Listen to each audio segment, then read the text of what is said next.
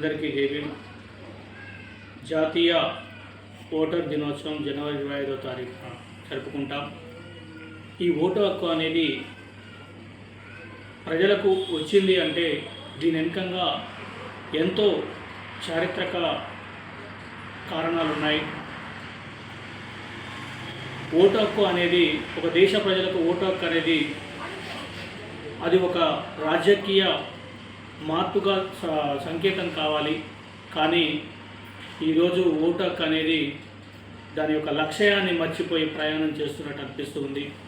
కానీ ఈ దేశంలో ఉన్న ప్రజలకు స్వేచ్ఛ, సమానత్వం, తను కలలు కంటున్న రాజ్యం, అంటే కష్టం లేని రాజ్యం, సుఖ సంతోషాలతో కూడుకున్న రాజ్యాన్ని ప్రజలు తనకు తనంగా నిర్మించుకోవడం కోసం ఉన్న ఒక గొప్ప ఆయుధమే ఓటు హక్కు. అలాంటి ఓటు హక్కుని గొప్ప ఆలోచనతో ఒక సామాజిక కోణంలో సామాజిక స్వతంత్రతో పాటు ఈ ఓటు హక్కు అనేది రాజకీయ స్వతంత్రతకు పునాది కావాలన్న ఉద్దేశంతోనే డాక్టర్ బాబాసాహెబ్ అంబేద్కర్ గారి యొక్క చారిత్రకమైన ఆలోచనే ఈ ఓటు హక్కు అనేది తీసుకురావడం జరిగింది. అందుకోసమే డాక్టర్ బాబాసాహెబ్ అంబేద్కర్ యొక్క ఆలోచన విధానం యూనివర్సల్ అడల్ట్ ఫ్రాంచైజ్ అనే ఒక చారిత్రకమైన విధానానికి రూపొందించడం జరిగింది. అయితే బ్రిటిష్ వారి కాలంలో ఈ దేశంలో ఓటు హక్కు అనేది అతి కొద్ది మంది మాత్రమే ఉండేది. అది పన్ను చెల్లింపుదారులకు, అక్షరాస్యులకు, భూస్వాములకు, పెట్టుబడిదారులకు, ఇలా కొన్ని వర్గాల చేతిలోని ఓటు హక్కు ఉండి వాళ్ళే ఈ దేశం మీద అజమాయిషి చలాయించే వాళ్ళు, వాళ్ళ నిర్ణయాలే చలామణిలోకి వచ్చేవి. కానీ డాక్టర్ బాబాసాహెబ్ అంబేద్కర్ 1919వ సంవత్సరంలోనే సౌత్ బరో కమిషన్ ముందు తనదైన బాణిలో ఈ దేశ ప్రజల ముందు ఒక చరిత్రాత్మకమైన సందేశాన్ని అందిస్తూ ఈ దేశంలో ఉన్నటువంటి అల్పసంఖ్యాకులు, మహిళలు, ముఖ్యంగా ఈ దేశంలో ఉన్న 50%, ఈ దేశ జనాభాలో 50% ఉన్న మహిళలకు ఓటు హక్కు లేదు. ఆ రోజు ఈ దేశంలో ఉంటున్న చాలామంది వర్గాలకు, వెనుకబడిన వర్గాలకు ఓటు హక్కు లేదు. ఈ దేశంలో ఉంటున్న ప్రజలకు, సింధు నాగరికత ఆదివాసులైనటువంటి ప్రజలకు ఈ దేశం మీద హక్కులు లేవు. ఈ దేశ మూలవాసులకు ఓటు హక్కు లేదు. భూమి లేదు కాబట్టి ఓటు హక్కు లేదు. అదేవిధంగా ఈ దేశంలోనే ఆర్థికంగా పన్ను చెల్లింపుదారులు, డబ్బు లేదు, భూమి లేదు, ఆర్థిక వనరులు లేని ప్రజలకు పన్ను చెల్లిస్తలేరు కాబట్టి ఓటు హక్కు లేదు. అంటే ఈ దేశంలోనే మహిళలకు ఓటు హక్కు లేదు, నిరక్షరాస్యులకు ఓటు హక్కు లేదు, భూమి లేని వారికి ఓటు హక్కు లేదు, పన్ను చెల్లింపుదారులకు కూడా ఓటు హక్కు లేదు. అంటే ఇలా ఈ దేశంలో ఉన్న అధిక సంఖ్యాకులకు ఓటు హక్కును నిరాకరించబడింది. ఇలాంటి యొక్క విధానాన్ని స్పష్టంగా వ్యతిరేకిస్తూ సౌత్ బరో కమిషన్ ముందు 1919లో ఈ దేశంలో ఉన్నటువంటి కుల, మత, వర్ణ, లింగ భేదాన్ని చూడకుండా ప్రతి ఒక్క వ్యక్తికి, ఈ దేశంలో పుట్టిన ప్రతి ఒక్క వ్యక్తికి, వయోజనుడైన ప్రతి ఒక్క వ్యక్తికి ఓటు హక్కు రావాలి అన్న ఉద్దేశంతో ఆ రోజు ఆ కమిషన్ ముందు తనదైన యొక్క సందేశాన్ని అందించడం జరిగింది. తనదైన ఒక వినతి పత్రాన్ని ఇవ్వడం జరిగింది డాక్టర్ బాబాసాహెబ్ అంబేద్కర్. అంటే ఈ దేశంలో ఉన్న ప్రతి ఒక్క వ్యక్తి గురించి ఆలోచించిన డాక్టర్ బాబాసాహెబ్ అంబేద్కర్. కాబట్టి ఈ దేశానికి నిజమైన ఈ దేశానికి డాక్టర్ బాబాసాహెబ్ అంబేద్కర్ నిజమైన దేశభక్తుడని చెప్పొచ్చు.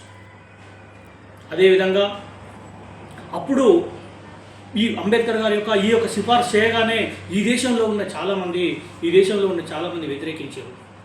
ఆ తర్వాత భారత రాజ్యాంగం అమల్లోకి వచ్చిన తర్వాత ఇక్కడ ఉన్న కొంతమంది, ఇప్పుడు మన స్వతంత్ర సమరయోధులు అని చెప్పుకున్న కొంతమంది వ్యక్తులు ఆ రోజు పన్ను చెల్లింపుదారులకు మాత్రమే ఓటు హక్కు కావాలన్నారు, భూమి శిస్తు కట్టే వాళ్ళకు ఓటు హక్కు కావాలన్నారు, విద్యావంతులకే ఓటు హక్కు కావాలని చెప్పారు, మహిళలకు ఓటు హక్కు నిరాకరించారు. వీరన్నిటిపై పోరాటం చేసిన ఒకే ఒక్క వ్యక్తి, ఒక్కడై ఈ దేశ ప్రజలకు వెన్నెముకై నిలిచి డాక్టర్ బాబాసాహెబ్ అంబేద్కర్ మనకు ఓటు హక్కుని రావడం కోసం తన శక్తి వంచన లేకుండా తన కుటుంబాన్ని కోల్పోయాడు. తన శక్తి వంచన, ఈ దేశం మీద అమితమైన ప్రేమతో, ఈ దేశ ప్రజల మీద అమితమైన ప్రేమతో అధిక సంఖ్యాకులైనటువంటి బహుజన వర్గాలకు, బహుజన అంటే ఎక్కువ మంది అని అంటే అది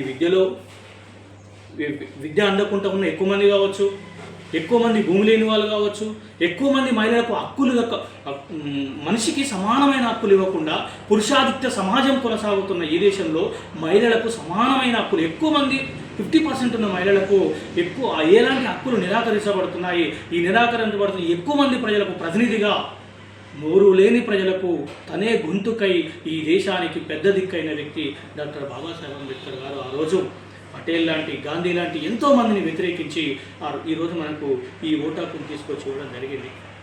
కానీ ఇప్పుడు తెలంగాణ కోసం ఎవరు పోరాటం చేశారంటే కొంతమంది పేరు చెప్తున్నారు, స్వతంత్రం కోసం ఎవరు పోరాటం చేశారంటే కొంతమంది పేరు చెప్తున్నారు. కానీ ఈ దేశంలో ఓటు హక్కు ఏ విధంగా వచ్చిందని మాత్రం ఇప్పటిదాకా ఏ ఒక్క వ్యక్తి కూడా క్వశ్చన్ వేయట్లేడు. ఆ విధంగా ఆలోచన వచ్చే విధంగా ప్రజలని చైతన్యం చేయట్లేదు.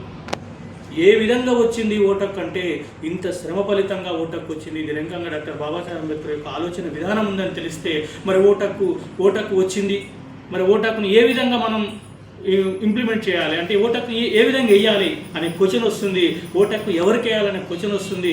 కాబట్టి ఈ క్వశ్చన్ అనేది, ప్రశ్న అనేది రాకుండా ఈ ప్రశ్నను చంపడం కోసమే ఇప్పుడున్న సమాజం, ఇప్పుడున్న రాజకీయ నాయకులు కానీ, రాజకీయ వ్యవస్థ కానీ వారి యొక్క జాగ్రత్తలో వాళ్ళు ఉన్నారు. కాబట్టి ఈ దేశంలో ఉన్న 50% ఉన్న మహిళలకు మీకు హక్కులను ఇచ్చిన వ్యక్తి డాక్టర్ బాబాసాహెబ్ అంబేద్కర్. మీకోసం రాజీనామా చేసి, తన యొక్క పదవిని రాజీనామా చేసి చట్టసభల నుంచి బయటకు వచ్చిన వ్యక్తి డాక్టర్ బాబాసాహెబ్ అంబేద్కర్. కాబట్టి ఈ దేశంలో ఉన్న ప్రజలు, భారతదేశంలో ఉన్న ప్రజలు 50% ప్రజలు 50% ఉన్నటువంటి మహిళలు ఒక్కసారిగా చైతన్యవంతమై బహుజనవాదానికి, డాక్టర్ బాబాసాహెబ్ అంబేద్కర్ యొక్క నీలివాదానికి సపోర్టుగా నిలిచి మీకు ఓటు హక్కునిచ్చిన అంబేద్కర్ని ఒక్కసారి తనకు ఆ ఓటుని ఇద్దాం. మీకు ఓటు హక్కునిచ్చి ఈ సమాజంలో హక్కులను కల్పించిన వ్యక్తికి ఒక్కసారి మీ ఓటునిచ్చి ఈ సమాజంలో తన యొక్క రుణం తీర్చుకొని ఈసారి బాబాసాహెబ్ అంబేద్కర్ యొక్క ఆలోచన విధానంతో కొనసాగుతున్న నీలివాదం వైపు బహుజనవాదానికి పూర్తి మద్దతు ఉండాలని మనస్ఫూర్తిగా కోరుకుంటున్నాను. అయితే ఓటు అనేది ఎవరిచ్చారని చెప్పట్లేరు, ఏ విధంగా వచ్చిందని చెప్పట్లేరు. ఈ వ్యవస్థ అత్యంత భద్రంగా, అత్యంత జాగ్రత్తగా వారి యొక్క పనులని ఏవైతే ఉంటాయో అవి నెరవేర్చుకోవడం కోసం ప్రయత్నం చేస్తున్నారు ఈనాటి రాజకీయ వ్యవస్థ. కాబట్టి ప్రతి వ్యక్తి కూడా చైతన్యవంతమై ఓటుని ఇచ్చిన డాక్టర్ బాబాసాహెబ్ అంబేద్కర్కి రుణంగా, డాక్టర్ బాబాసాహెబ్ అంబేద్కర్ యొక్క ఆలోచన విధానం ప్రకారం నడుచుకునే బహుజనవాదానికి మీ యొక్క ఆశీస్సులు ఉంటాయని మనస్ఫూర్తిగా కోరుకుంటున్నాను.